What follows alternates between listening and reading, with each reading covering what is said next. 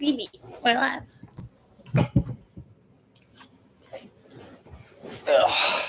Live. Yep, we're live. Welcome to the Holler Horror Hour. Ooh. I'm Benzie. I'm Devin. Today we're going to talk about I gotta be more forward. unicorns. We've watched. Well, it all started with watching Death of a Unicorn. Death of a Unicorn. And then we rewatched Legend, and then we rewatched The Last Unicorn. So we're on a bit of a unicorn. No, just Legend. I watched The Last Unicorn. I didn't. I actually watched The Last Unicorn before Death of a Unicorn. Well, there you go. I was sad and I watched. I also did watch, Death of a Unicorn and a Legend with a friend. She also was reminded of the Last Unicorn though, because she had seen that separately. Yes. So yeah, and I mean, we partially watched Legend because, I saw Last Unicorn or Death of a Unicorn and just thought, I don't know why, this really makes me want to watch Legend. Well, and Legend will always be funny to me because for years, for a huge portion of my life, I would go around telling everybody and searching Reddit and stuff that I was sure there was a live action movie of The Last Unicorn. And it I couldn't find it on the internet. It didn't exist. And then one day I'm dating this guy and I bring it up to him because it's literally just a thing I talk to people about. And he's like, "Oh, you're probably just thinking of Legend." Yeah. And then I watched it. I was like, I've been searching for this movie for 10 years. Weep now that your journey is over. Yeah. So that's where Legend is for me. Yeah. Well, that's good. Legend was always, Legend was one of those movies that I really liked it as a kid, but it scared the shit out of me when I was a child. I have distinct memories of being mainly terrified by that main goblin critter. At the beginning, but also the Dark Lord was pretty scary to me. Top tier Tim Curry. Yeah. And baby Tom Cruise. Oh man, so young. He was shocking how young he was. Well, what was the girl's name? Mia Sarah? I don't know the actress's name. I'll look it up. Just Lily. Sloane Peterson from Ferris Bueller's Day Off. So Death of a Unicorn, I was shocked by how much I liked it. It was so fun. Father-daughter bonding movie. Oh yeah, that's her. Mia Sarah.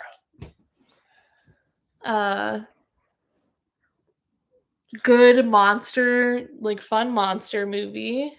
Yeah, I thought it had it did a great job with really kind of, I don't know, just presenting the unicorns in a very kind of mysterious way, but a way that's kind of explainable with still within the realm of reality. They didn't just feel like Jason Voorhees who can just magically pop up wherever the plot needs him to show up. They still felt like real creatures that were bound by laws of physics of some sort. Yeah. But they looked fucking terrifying, man. Yeah, the designer on those did a great job. They did those horns. Well, and getting them to look so much more chill when they were, in their white form, when they weren't in kill mode. That was also pretty good. Yeah. I probably need to rewatch, but because I couldn't find any images to compare them when they're in their when they're white versus black. But I also noticed that like their horns looked really gnarly, like they straight up looked like swords. Yeah, they were so cool. Yeah. So it was a fun movie to watch, and like it was the characters that they had really, I think, really like made the movie. Everybody, Yeah. I feel like everybody in some way I've like run into like some manner of that character, or we all kind of know like who's being referenced, and like there were a Yeah. lot of, I remember like even the initial bit where he's like on the plane, and his daughter's falling asleep on him, and he drops his paper. It's like, Oh my god. That part jump scared me, honestly. yeah, and like obviously he should have, maybe he could have handled that better than he did. Uh, but I can understand the conundrum of like I gotta review this, but shit. It's also kind of a good representation, I guess, of like, well, Their ultimately relationship. just fucking rocked his daughter to make sure he was maximizing his work. Yeah, it was like the whole story was in that moment. Well, Even. I I did get this sense watching the movie too, that like he cared about his daughter, and like ironically everything he was doing was because he loved his daughter and was for his daughter. Um, so it was really satisfying to me when like he kind of just, you know, when he was when his character did, make a, Have a speech. well, yeah, he made his amends at the end, and just like, I was just trying to do my best, and I'm sorry I fucked up. Yeah. I know you're just trying to do your best. I forgive you. I'm just doing my best too. Aren't we all? You think everyone's doing their best?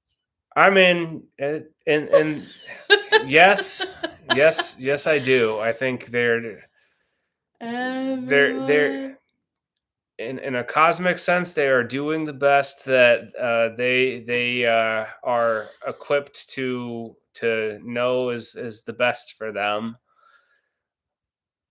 I think it's like some people know they're underachieving in some ways, but like, you know, what is your best against like, w- you know, what is your best theoretically against what is your best practically against, like, you know, what's something that could you be doing more is are tricky questions, I think. What could I do if I could snort some unicorn horn? Well, you could get kicked in the face by a unicorn, not know how to use a bow. Oh yeah, do you want to talk about the archery stuff? So this doesn't take away from the movie. Unless you What? appreciate archery. Well, Or you said it might add to it, depending. I mean, some pieces of it do. Some pieces of it were like, no. I see I see the puppeteer here, like moving shit around. I did notice. Just take special. I did notice that like at a certain point, like when he's the one guy, the his Sheppy, the addict. Uh, he's going around looking for his compound bow the whole time, and what he finally finds, like, oh, he did find my compound bow, and what he pulls out was not a compound bow, it was a recurve bow, which makes sense to me in a way. It makes sense that he wouldn't know what kind of bow he has, because they kind of did a good job of establishing that he's a bit of a fuck off. He's a bit of a he is he's a good case of like, is he's doing his best, I think, with the tool, the capacity he has to understand what his best is, I think. But yeah, like he's looking for his compound bow. His bow was not a compound bow. It was a very clearly a recurve bow. No one who knows anything about archery would make that mistake, I think. Um, and then like there are other little tidbits in there that get dropped to imply that like he doesn't really know anything about archery or have a good grasp of how archery works. The bit that bothered me though, well, I noticed his grip first was where I first noticed it, which also was like, yeah, he of course that's the grip he's using because he doesn't know shit about archery. He doesn't know like that is not how you would pull back that bow because you're not going to get a good shot off probably with that. But one of the things I noticed was that he had that bow like pulled back, like at full draw, a very long time, and then he's like sitting there, when he's holding the girl hostage, Which would be the easier with a innocent compound maiden. bow. It would be easier with a compound bow. But nonetheless, like even with a compound bow, he's sitting there with it at full draw for what seems like a long time. And I'm looking at it like, man, that's impressive for the actor to hold it that way. He doesn't look like he's under any strain at all. Like, I wonder, maybe. Well, I mean, he is like fisting the string, so maybe that's why. Like, he's not like, he's using a grip that's more for like I just want to yank this thing back, not for like I'm shooting an arrow. But I did wonder, like maybe that's a prop bow, like that just looks. It's always at full draw. It's not a real bow. And I swear to God, there was a scene I caught where he sets it down and it's still fucking drawn. And it's like, motherfucker, there it is. Yes, that's a fake bow. I knew it. Good job. You're the smartest bowman. Definitely not. Definitely not. Don't say that. I really enjoyed the villain family. I did too. I liked them all in their different rights. I liked the way the guy was sort of like humbly accepting his death, and then like as soon as he was cured of his cancer, he's like taking credit for curing his own cancer and pissed off that the scientists aren't better. Yeah. Like, what do you mean you can't do science better? I just cured my own cancer, which you said was impossible. Like, what? Wait. Let's rewind that tape and see what happened. I thought it was great too that like the son almost like followed on with a lot of those same traits. Like they all kind of like fit within each other. There was no sense that like they thought negatively about each other at all in any sense No, they were all on the same team. Yeah, pretty much. Like she loved her son. Yeah, she did, and he betrayed her. It was too late for her. Well, yeah, I guess. And gotta profit off the unicorn. But I did think that was like an interesting bit too, where like, the dad sacrifices, ultimately like kind of makes the move that's more in line with sacrificing himself to save his daughter, and then he won't even like,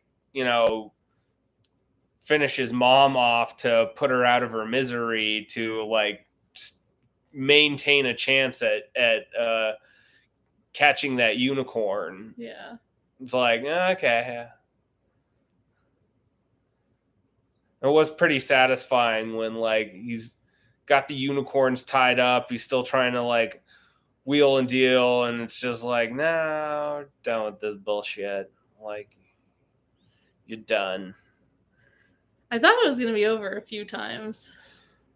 Like which times? Like what do you mean? I can't remember exactly now, but like the unicorn's definitely dead now.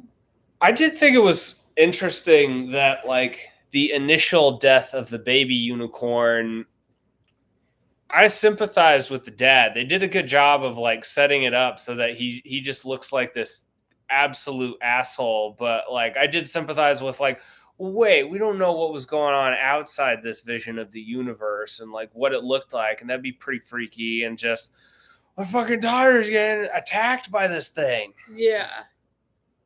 Yeah, to me that behavior completely made sense. Yeah. Also, it's funny if they had just left the unicorn on the road, none of the movie would have happened. Yeah. They were he was trying to cover up his accident. I mean, the real moral of the story is don't text and drive. For real. Yeah. Definitely don't do it for work. Yeah. Yeah. Some of the better companies will straight up tell you like don't do it on our time. Okay. Does your company do that? I mean, they have the cameras in there that yell at you if you're talking on your phone while driving. Oh, really? Yeah. Huh. So, that sounds caring. I mean, I'm sure they have to do it for like insurance purposes. I mean, they have to do it for insurance purposes. Like, I don't mind. I get it. It's not my vehicle.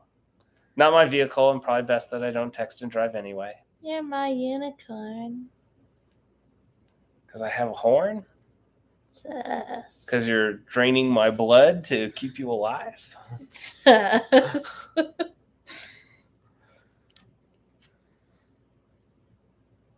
What else? Legend. Legend. I love that movie. I feel like the scariest part of that movie is the middle tooth.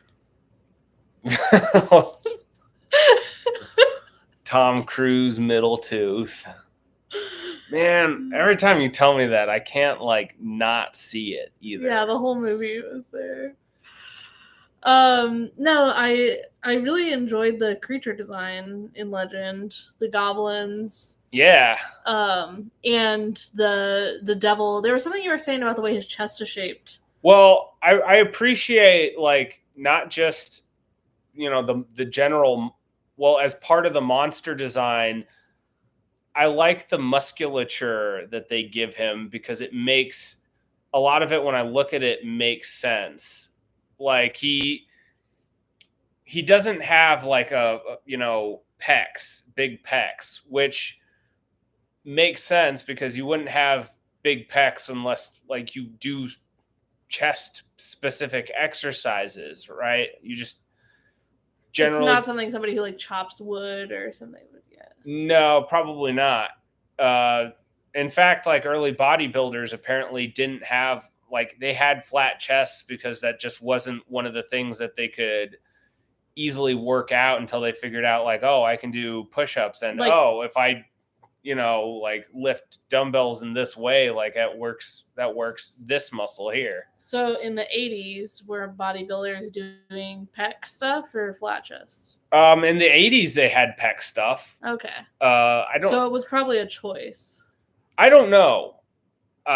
Truthfully, I don't know if they just decided that this devil wasn't going to have like massive pecs. I think like a modern monster design would probably just give it to him because it gives much more of an appearance of like being super muscular. Which also, that reminds me, the practical effects, like, oh yeah, I miss puppets, and still really sad the Dark Crystal season 2 got canceled. Yeah, that was a pity. But yeah, I just love movies from that era so much.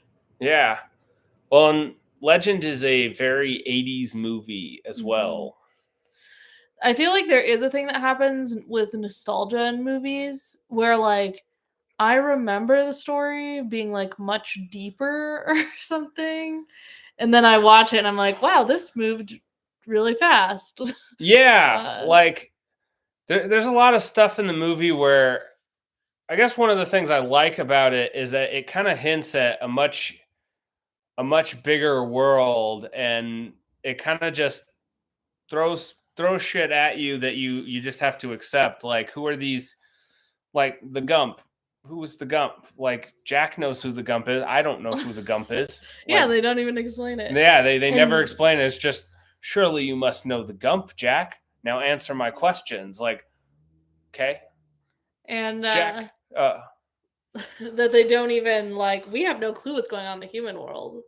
Yeah, yeah. I mean, that's actually That's pretty interesting. yeah. Like, I don't remember at what point I realized this, but like there's really only like 3 legit humans that show up in the whole movie. One of whom like is gets frozen like right off the bat, and she's only in the movie for like a grand total of like 3 minutes. Well, and I still think she's supposed to be a witch or something.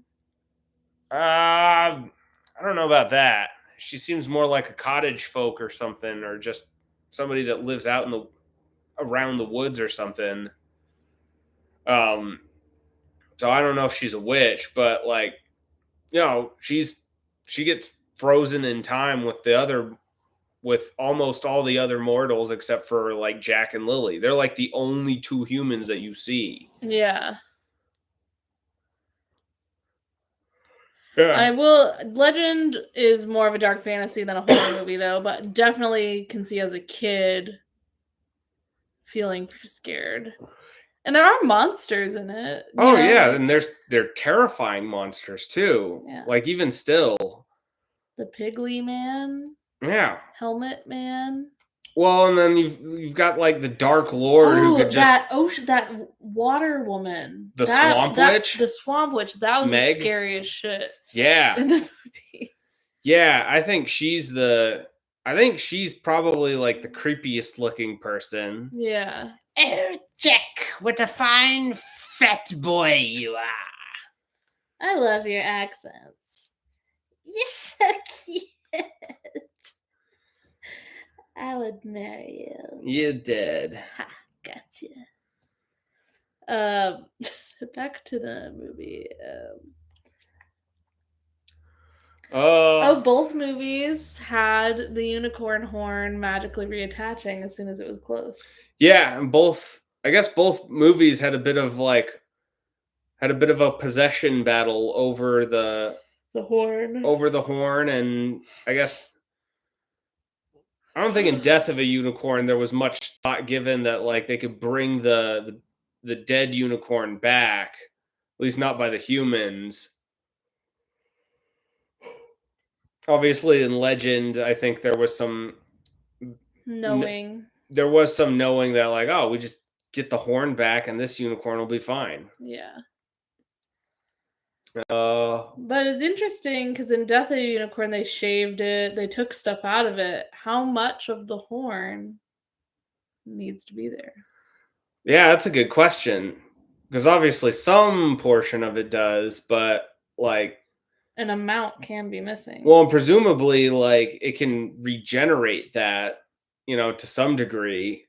Maybe there's an aspect to it where like they can regenerate a large portion of it because it's all sort of like in part of the unicorn's life essence, and the more of it they have, the less energy it saps out of them to bring it back. Maybe it's something like that. Yeah. But they should have added the devil in Legend grinding up the horn and snorting it. I could see that as a scene. Oh, what is this, frickin' Morty? Oh, that costume design, like the woman Lily's dress. God, that was another piece of like the devil's musculature that I appreciate. It's his fucking back, like specifically like the back of his neck it looks like the kind of muscles I would expect for someone with horns that big. Yeah, it's cool, like for it to be thought about that way. I don't know if they thought about it that way or if I feel like they must have with the way they put them together, but I feel like with design like that, like everything's on purpose. I would think so. But I don't know for sure. If it's right, it's on purpose, and if it's wrong, they didn't know any better. The guy who did it that day was drunk. I mean, didn't know. Like, I wouldn't even think about that. Which was probably why I'm not a creature designer, but I think it's also interesting in Legend that even to the extent that it's like a dark fantasy, they do set it up, I feel like, as more of a horror because you never really get a sense that like you you never really get a sense that the good guys are like tough or able to like, you know, fight back or fight their way through. They're kind of almost it's a always stealth mission, 100%. pretty much. I mean, Yeah. they're kind of, they get up. I mean, they kind of, granted, they leave their one friend alone, and the goblins just come up and take him out. But then, like the unicorns are very much portrayed as pretty fucking helpless in this movie, despite the horn itself having a bit of power to it. And then they kill that swamp witch, but then like as soon as they get to the castle, they get caught in a cage, and then they sneak on out, and then they're just kind of like running from whatever monsters they run into, and there's not really a sense that they can like battle against any of these monsters that they find. Yeah. They don't need to. They don't need to. Actually, it was a woman's wit that saved the story. It was? Oh yeah. I guess that's And true. the trust of their love. That's right. He trusted her. Yeah. I did think that was funny that like the devil in that movie got played like a sucker by by that woman. It was lonely. I want to kill the unicorn. That was so. See, that's what I mean of something that's more like remembering stuff with more depth. Because, like, the way she went from, I will never do anything for you, to like, to I want to be the one to kill the unicorn was so quick. It was like, this devil, or what is his name? Just the Dark Lord. The Dark Lord. Okay, that just reminded me of another part I forgot about the movie till just now. But yeah, he's like believes it immediately. Fucking idiot. But also he's like obsessed with his dad. Yeah. He's like, Daddy, this is for you, Daddy. Daddy, protect me. The lights are too bright. So I thought that was I didn't remember that, but it felt really silly watching it as a grown up. I was like, this is some BDS. BDSM shit. What? Oh, fuck you. How you talk to your dad? Yeah. Daddy. No, that's how I would talk to my daddy. I wouldn't talk to my dad that way. That's the devil's actual dad. Yeah, but he's the devil, so he probably is into incest. Okay. Do you care about being a good person or being perceived as a good person? You tell me. You tell me first. I care about being a good person. Yeah. Sure. Sure you do. Also, I think it's easy to say you don't need the unicorn blood once you've already been cured of everything. Yeah. Well, apparently not. Well, I guess for the rich people. But her and her dad, like, if they had any problems, they were gone. I did think it was funny too that like there wasn't even a guise of we're gonna help change the world. Well, they kept saying that, but then the only people that they were offering this to was like the uber rich who could pay like absurd amounts of money. Yeah, I think the mom even had like a little speech where she was like, "We none of us have to pretend here," Right. something like that. Well, yeah, she was trying to give that to like the daughter as a like, now calm down. We're both women here, like navigating the world of men. Like, yeah, woman. yes, thank you. You have glitter on your face. I did think, I haven't watched Legend. I do think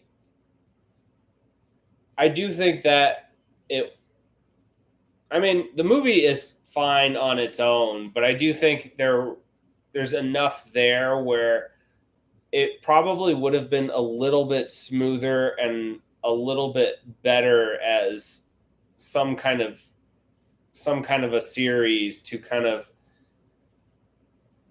explain a little bit of the world, give a little more settling time between different aspects, like a little more time to convince me that Lily's going to turn to the dark side.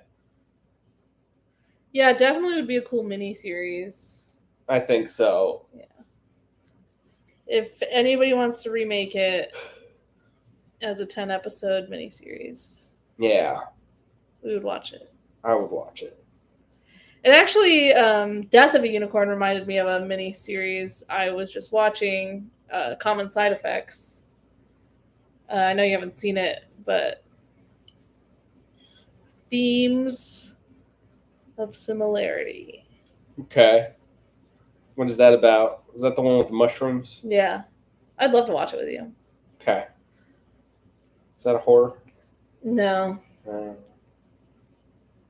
Unless you consider navigating the American medical system a horror. Well, you know, in Death of a Unicorn, what was the real horror?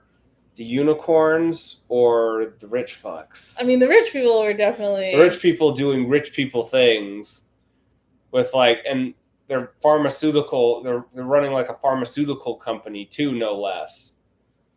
Which was like part of the thing of like fucking just clearly in it to make a profit. Is one level of rich to have like a butler on staff on site on demand? It's a whole nother level of rich to have scientists just like on call. Yeah. Yeah, that they were quite wealthy. Yeah. I like money. Me too.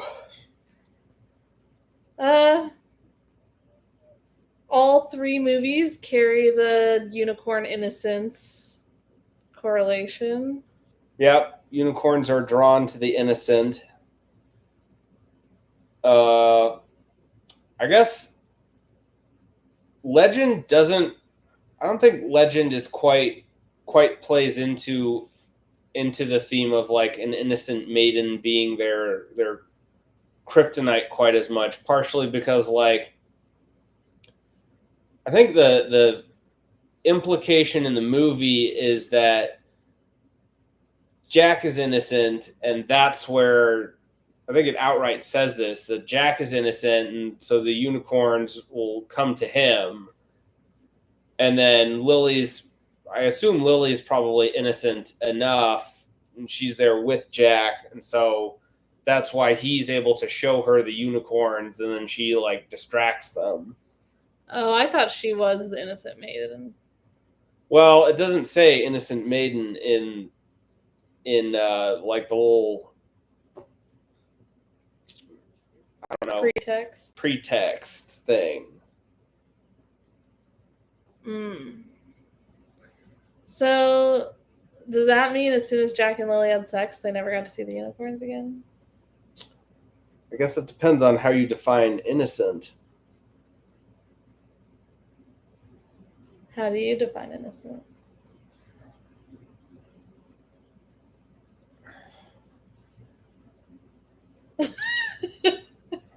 You don't have to answer.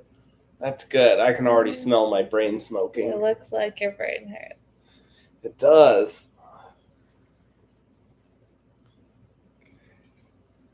I wish we had done this sooner. I felt like right after watching the movie, I had so much stuff to say. Yeah. Lesson. I did think it was interesting that, like, in Legend,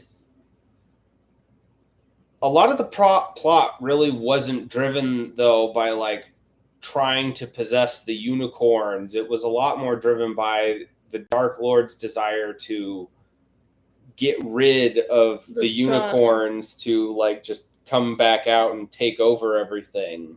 Yeah. And actually to the point of like where the movies contrast in kind of a heavy way. In Death of a Unicorn, it's very clearly like man's greed that or humanity's greed that contrasts the the niceness and innocence of the unicorn. Whereas in Legend, like not only are humans not really a presence in the movie at all, even though they're mentioned by as like a group that the Dark Lord tries to influence. All of the evil in the movie is kind of all we see is really from the Dark Lord and his minions. Yeah, and his like he just wants the unicorns dead. He doesn't really care about possessing their power. Yeah. Yeah. Even though like the horn is there and like it clearly has some kind of powers. But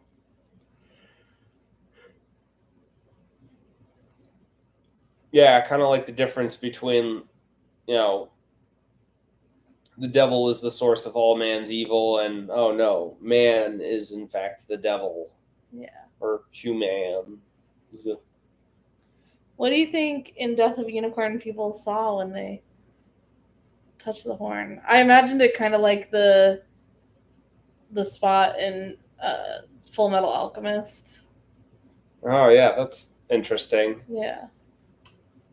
Well, I guess they both saw their lost a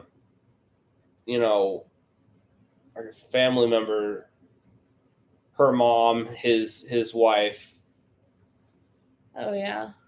So I assume it kind of shows you like,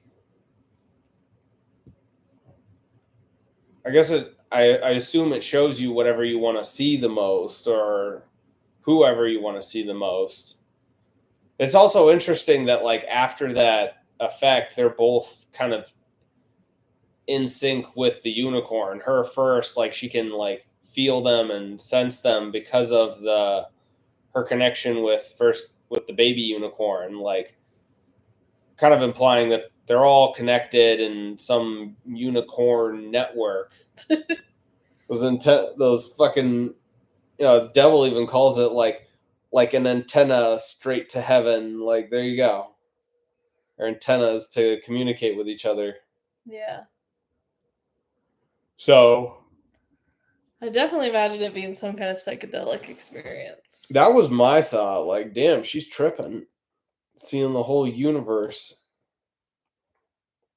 That guy when he's like snorting the unicorn horn shit. Yeah, oh my god. I think that's also that also kind of made me think of what was that kind of what was that one movie, the Gaelic movie? It's like Wolf on Wall Street. no, the husband, his wife, their two sons, they're having the one guy over to try and get him to like buy land. She's bringing her friend over to try and convince her to sell her land. Yeah. Oh, what was that movie called? I know which one you're talking about though. But a bit of that made me think of that with like, the one guy is he's hurting and the one son is hurting, and so she offers him some like mushrooms to help him, and he can't just like eat one. He goes straight into like fucking like figuring out how to inject them into himself and shit. And The Feast. The Feast. Yeah, we have an episode on that. Yeah. So like him, like it's not enough that he's got the unicorn, and old man kind of did this too. It's not enough that they already kind of imbibed some of the essence of the unicorn. Like he had to have a fucking unicorn steak. The other Oh guy, yeah. Oh my god. had to like fucking was smoking it, was snorting it, was like, just figuring out all kinds of like ways to like imbibe the essence of that unicorn in very like, I don't know, kind of like addiction behavior type of ways to do it, I guess. Yeah. Yeah, I forgot about that unicorn steak. That was Yeah, crazy. definitely had mixed feelings about that. It's like, oh, it's bad, but it's also like, I'd probably do it. I'd kind of want to try it. I think there's like a scenario where I would want to try it, but it's that in that moment where all this chaos is going on, it's like the immediate first thing on his mind, you Yeah, know? yeah, butchered and make me a steak from it. Yeah. I guess also I'd feel weird. I'd feel weird about that, knowing how intelligent it is, and like then eating it. Like, Yeah.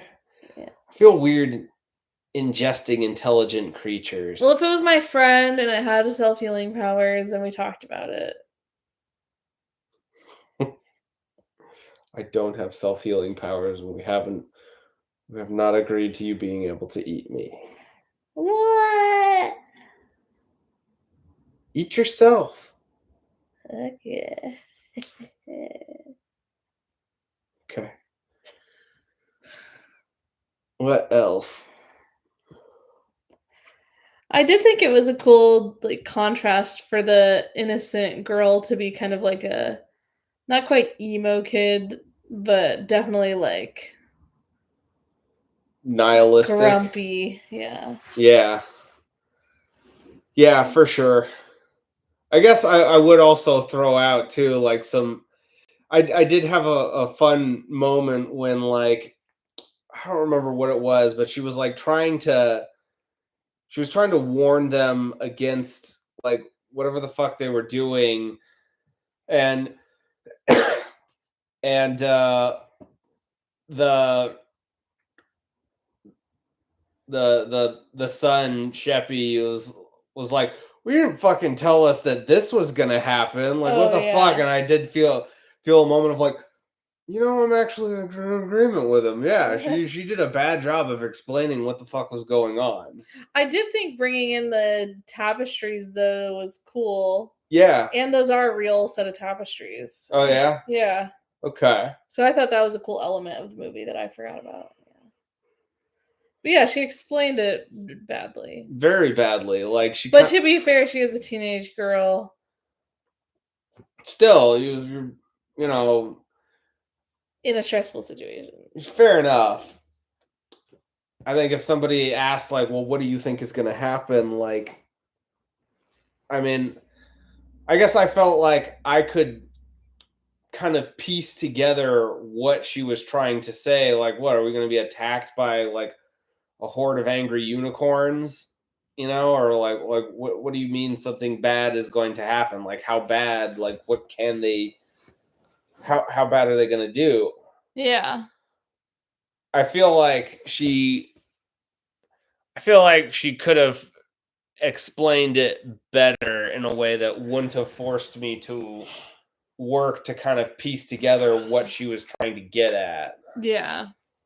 Like, oh, the unicorns are going to come and fuck us up. Like, Well, they did. well, they did. I guess Oh, that what was was their butler's name? Griff. That Griff. dude was a champ. That was a great use. I was so glad he survived.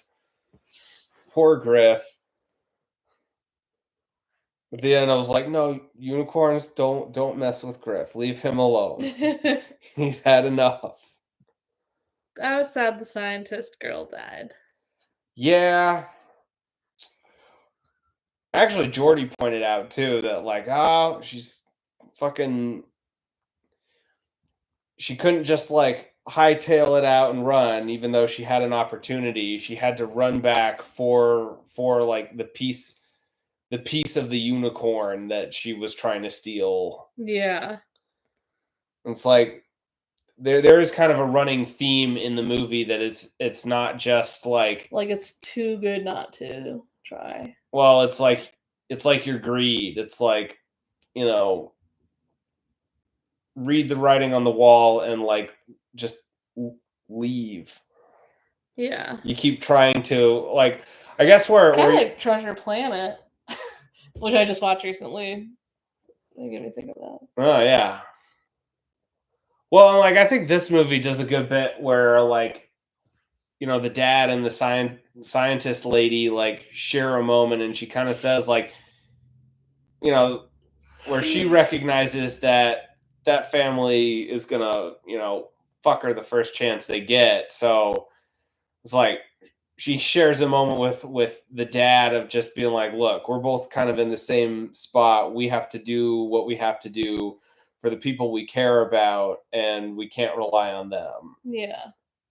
And I thought that was a good, I did think that was a good moment, and I think it was a good representation that like, you know, how high up is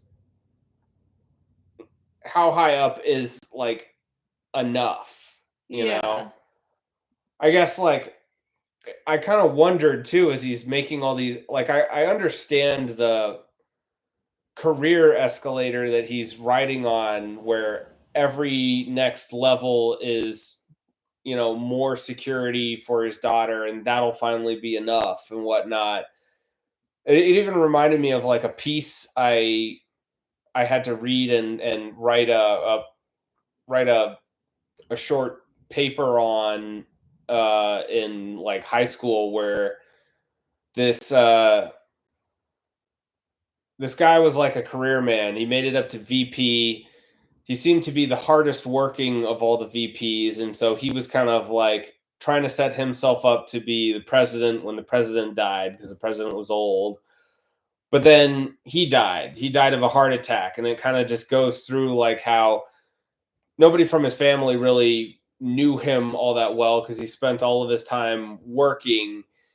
Uh, he, I remember like reading it and just thinking like, how much does he care about his family? Like, because I mean, he's kind of a stranger to them. It kind of outright says that like his family doesn't really seem to know that much about him, but like it does say that he.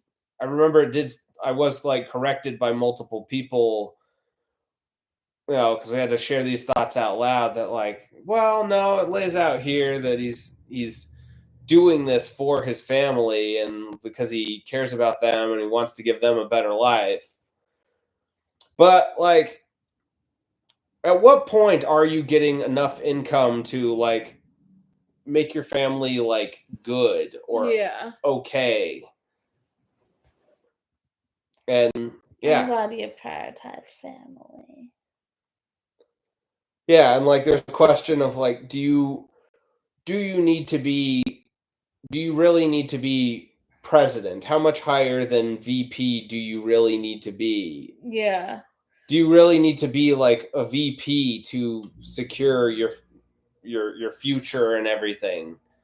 And yeah, even like the way the movie lays everything out, it's like she's clearly not happy with what he's doing, and she's clearly estranged from him and everything, and he's trying his best in the way he knows how, but like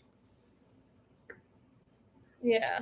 Well, and it laid out this format for the unicorns don't really give a fuck what your intention is. yeah, You know? Like they're not calculating if you're a good person or not.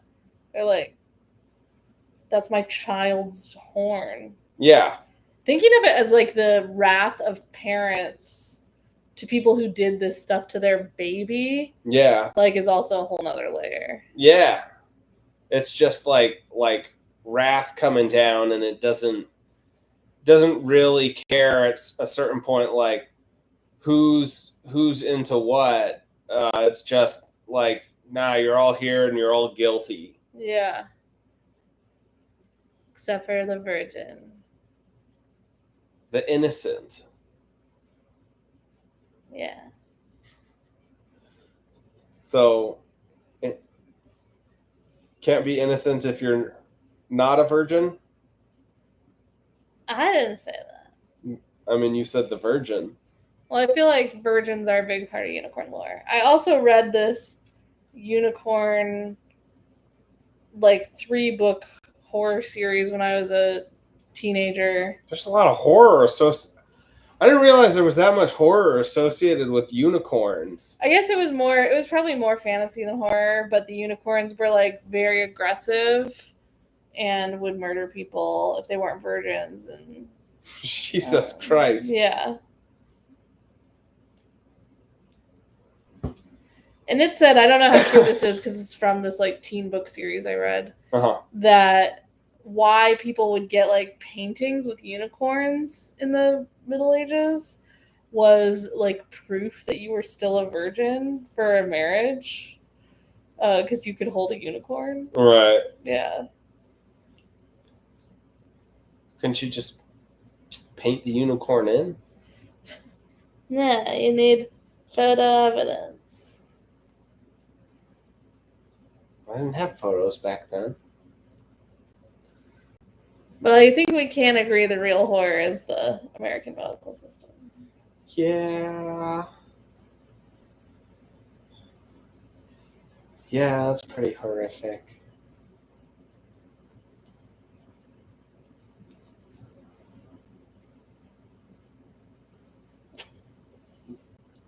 You're gonna make me bald.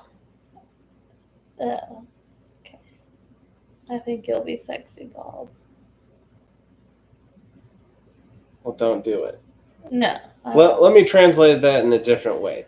That hurts. Oh, I won't do that no more. Good job.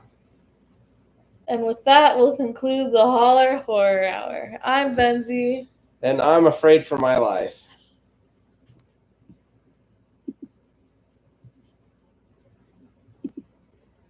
Save me. Help.